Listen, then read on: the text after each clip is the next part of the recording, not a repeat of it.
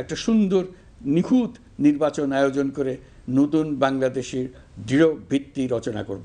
আমি আজ দেশবাসীর কাছে ঘোষণা করছি যে আগামী জাতীয় নির্বাচন, প্রিয় দেশবাসী, আমি জানি আগামী জাতীয় নির্বাচন কখন হবে সে বিষয়ে সিদ্ধান্ত জানার জন্য রাজনৈতিক দল ও জনগণের মধ্যে বিপুল আগ্রহ। বারবার বলেছি, এই নির্বাচন ডিসেম্বর থেকে আগামী বছরের জুনের মধ্যে অনুষ্ঠিত হবে।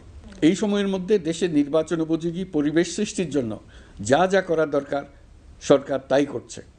এখানে মনে রাখা জরুরি, বাংলাদেশ স্বাধীনতার পর থেকে যতবার গভীর সংকটে নিমজ্জিত হয়েছে তার সবগুলোরই প্রধান কারণ ছিল ত্রুটিপূর্ণ নির্বাচন।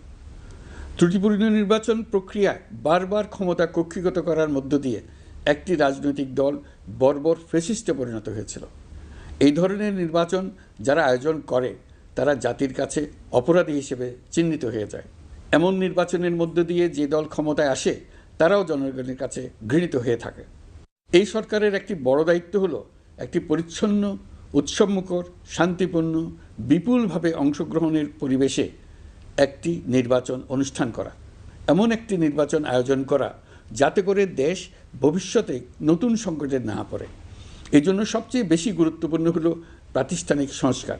যেই প্রতিষ্ঠানগুলো নির্বাচনের সঙ্গে সরাসরি জড়িত সেগুলোতে যদি সুশাসন নিশ্চিত করা না যায় তাহলে ছাত্র জনতার সকল আত্মত্যাগ বিফলে যাবে।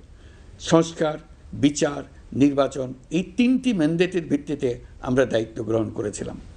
সেই বিবেচনায় আগামী রোজার ঈদের মধ্যে সংস্কার ও বিচারের বিষয়ে আমরা একটি গ্রহণযোগ্য জায়গায় পৌঁছতে পারব বলে বিশ্বাস করি।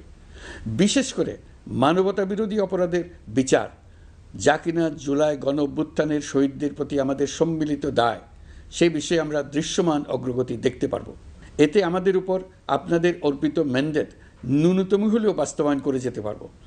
সেই বিবেচনায় ও ইতিহাসে সবচেয়ে অবাধ, সুষ্ঠু, প্রতিদ্বন্দ্বিতামূলক ও গ্রহণযোগ্য নির্বাচন আয়োজনের জন্য সকল পক্ষের সঙ্গে আমরা আলোচনা করেছি।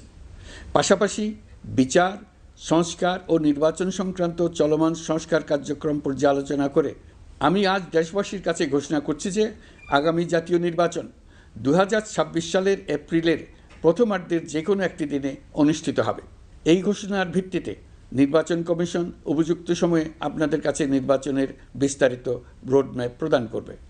আমরা এমন নির্বাচন চাই যা দেখে অভ্যুত্থানের শহীদদের আত্মা তৃপ্তি পাবে, তাদের আত্মা শান্তি পাবে।